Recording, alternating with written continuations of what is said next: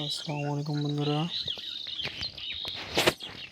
খুব সকালে চলে গেছিলাম মাঠে বেগুন তোলার জন্য।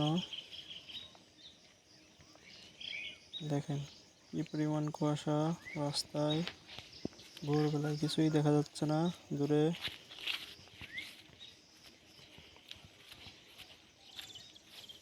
এখন আমরা যাচ্ছি বেগুন ক্ষেতের দিকে, কিন্তু যাওয়ার সময় ধানের আল দিয়ে চলে যাচ্ছি বেগুন তোলার জন্য।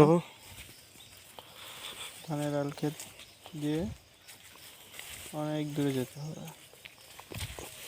চলেন দেখেন কি জায়গা সুন্দর। ওই যে দেখা যাচ্ছে আমাদের বেগুন ক্ষেত। ধানের এই আল দিয়ে যাওয়ার অবস্থা নেই, প্রচুর কাদা। চলে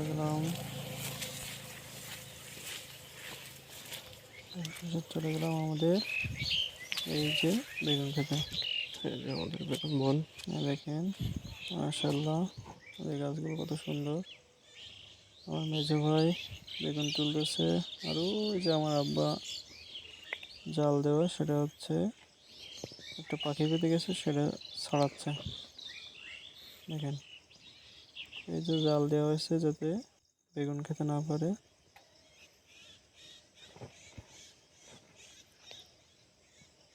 এখন আমরা এই বেগুন তুলে বাজারে নিয়ে যাব। চলেন দেখা যাক কতগুলো বেগুন হয়। এখন বেগুন তোলার কাজ প্রায় শেষের দিকে।